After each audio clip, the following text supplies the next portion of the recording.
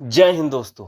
स्वागत है आपका आपके अपनी YouTube channel AK exam way to success सीखो जमी पर और उड़ो आसमां पर। दोस्तों, जैसा कि आप सभी लोगों को पता है कि इस चैनल के माध्यम से आपको यूपी ट्रिपल एससी व अन्य एग्जाम से संबंधित ऑथेंटिक जानकारी दी जाती है। तो यदि आपने अभी तक इस चैनल को सब्सक्राइब नहीं किया तो चैनल को सब्सक्राइब कर लीजिए और बेल आइकन प्रेस कर दीजिए, जिससे कि जब भी कोई भी इंफॉर्मेटिव वीडियो इस चैनल पर अपलोड किया जाए तो उसकी जानकारी सबसे पहले आपको मिले।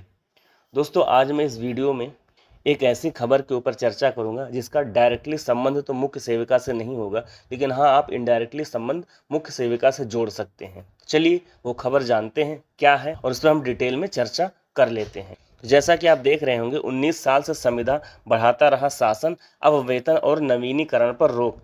2003 में बाल विकास एवं पुष्टाहार विभाग में 260 संविदा कर्मियों की हुई थी नियुक्ति।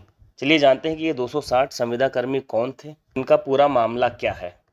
पिछले 19 साल से बाल विकास एवं पुष्टाहार विभाग में संविदा पर कार्यरत बाल विकास परियोजना अधिकारियों सहित करीब 260 कार्मिकों का वेतन भुगतान व संविदा वृद्धि रोक दी गई है। शासन ने संविदा बढ़ाने के प्रस्ताव पर सवाल उठाते हुए इन कार्मिकों के स्थान पर आउटसोर्सिंग से भर्ती कराने का विकल्प सुझाया है।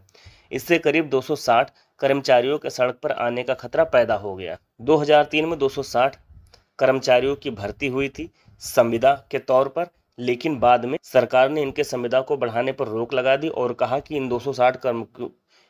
कि इन कर्मचारियों के स्थान पर आउटसोर्सिंग से भर्ती को पूरा किया जाए। तो इस वजह से इन 260 कर्मचारियों के सड़क पर आने का खतरा पैदा हो गया। स्वाभाविक सी बात है, यदि इन्हें निकाल देंगे तो ये सड़क पे ही आ जाएंगे। अब तो इनकी समय सीमा बहुत ज़्यादा हो गई होगी, अब ये किसी की भर्ती के लायक भी नहीं बचे होंगे, क्योंकि 2003 में इनकी भर्ती हुई थी, 2024 चल रहा है। लेकिन चलिए अब आगे जानकारी क्या है जानते हैं। जानकारी के मुताबिक बाल विकास एवं पुष्टाहार विभाग में वर्ष 2003 में ICDS तृतीय परियोजना के अंतर्गत बाल विकास परियोजना अधिकारी, मुख्य सेविकाओं व चतुर्थ श्रेणी कर्मियों के रिक्त पदों पर नियुक्ति हुई थी। वर्ष 2003 में ही नियुक्ति प्रक्रिया में अनियमितता का हवाला देते हुए सतर्कता जांच बैठा दी गई। परियोजना अवधि 2005 तक थी। इसी बीच जांच जारी रही और विभाग वर्ष 2006 से 2023 तक उच्च स्तर से अनुमोदन लेकर इनकी संविदा एक एक वर्ष के लिए बढ़ाता रहा। का आगे का मामला क्या है कि जब 2003 में इनकी नियुक्ति हुई तो वर्ष 2003 में ही इनकी भर्ती पर अनियमितता का हवाला देते हुए एक जांच बैठा दी गई। जब इनकी वर्ष 2003 में भर्ती हुई थी तो इनकी समय सीमा वर्ष 2005 तक थी, लेकिन जब 2003 में जांच बैठाई गई, 2005 तक इनकी समय सीमा थी, तो फिर 2006 से लेकर के 2023 तक इनके विभाग ने उच्च स्तर से अनुमोदन लेकर के इनके संविदा को एक एक वर्ष के लिए बढ़ाया। अब आगे क्या मामला है। जुलाई 2023 में संविदा विस्तार का प्रस्ताव शासन को भेजा गया, जिसे रोक दिया गया। तब से वेतन भुगतान भी नहीं हुआ है। अब फिर उसके बाद क्या हुआ कि जुलाई 2023 में दोबारा संविदा विस्तार के लिए शासन को प्रस्ताव जब भेजा गया तो शासन ने इसे रोक दिया और तब से इनका वेतन भुगतान भी नहीं हुआ है 260 कर्मचारियों का, जुलाई 2023 से ही अब तक के लिए।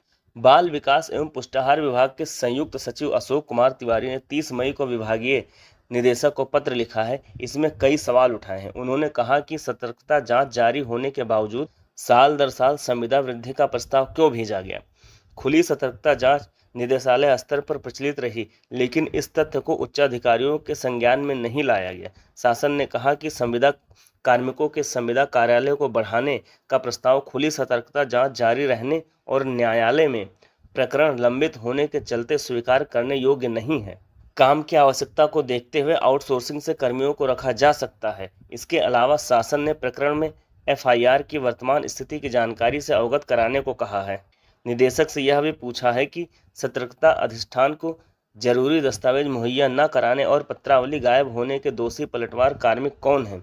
उधर कर्मचारियों ने नियुक्ति में किसी तरह की गड़बड़ी न होने का हवाला देते हुए पूर्व की तरह संविदा बढ़ाने की मांग की है। यहाँ बता दें कि इस प्रकरण में चयन में प्रक्रियागत खामी थी। अब जब संविदा विस्तार प्रस्ताव को रोक दिया गया तो फिर बाल विकास एवं पुष्टाहार विभाग के सचिव साहब ने विभाग के निदेशक को पत्र लिखा और उसमें कुछ सवाल उठाए कि जब जांच चल रही थी तो आपने साल दर साल संविदा वृद्धि का प्रस्ताव क्यों भेजा और इस तथ्य को उच्च अधिकारियों के संज्ञान में क्यों नहीं लाया गया। और जब ये भर्ती जांच के दायरे में थी और न्यायालय में इसका केस चल रहा था तो इसके विस्तार प्रस्ताव को मंजूरी देना ही नहीं था। और यदि काम में इतनी ही बाधा आ रही थी तो आपको आउटसोर्सिंग की मदद से भर्ती को पूरा करा लेना चाहिए था और कार्य को अपने आगे बढ़ाना चाहिए। लेकिन वहीं पे संविदा कर्मियों ने कहा है कि भर्ती में कोई गड़बड़ी नहीं है और हमारे संविदा को विस्तार दिया जाए और जैसे हम आगे कार्य कर रहे थे हमें कार्य करने दिया जाए।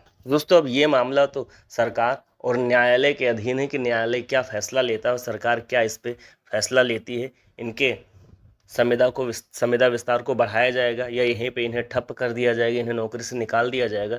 ये सारी चीज़ें तो अब सरकार और न्यायालय के ऊपर डिपेंड करती है। लेकिन इसमें एक जगह मुख्य सेविकाओं का जिक्र हुआ है। तो इस भर्ती में जितनी भी मुख्य सेविकाएं थी और आपकी जो 2022 में मुख्य सेविका की भर्ती आई थी तो इस भर्ती का उस भर्ती से दूर दूर तक कोई लेना देना नहीं है। इसलिए आप निश्चिंत रहिए कि इस भर्ती का भी कोई प्रभाव आपकी भर्ती पर पड़ेगा। आपकी भर्ती बहुत जल्द, उम्मीद किया जाता है कि कोर्ट के द्वारा फैसला सुना दिया जाएगा और जैसे ही डेट लगती है तुरंत आपको इस चैनल के माध्यम से बताया जाएगा। हो सकता है यदि कोर्ट जून में बैठ जाएगी तो जून में ही डेट लग सकता है, अन्यथा जुलाई में तो डेफिनेटली चांस है कि जुलाई में कोर्ट बैठेगा ही बैठेगा और डेट आपकी लगेगी ही लगेगी। तो जैसे ही डेट लगती है आपको इस चैनल के माध्यम से तुरंत सूचित किया जाएगा। इसलिए चैनल को सब्सक्राइब कर लीजिए और बेल आइकन प्रेस कर दीजिए। दोस्तों, वीडियो यदि अच्छी लगे तो वीडियो को लाइक और शेयर जरूर कीजिएगा, साथ ही साथ चैनल को भी सब्सक्राइब कर लीजिएगा। दोस्तों, वीडियो में लास्ट तक बने रहने के लिए बहुत बहुत धन्यवाद। जय हिंद, जय भारत। मिलते हैं नेक्स्ट वीडियो में नेक्स्ट अपडेट के साथ।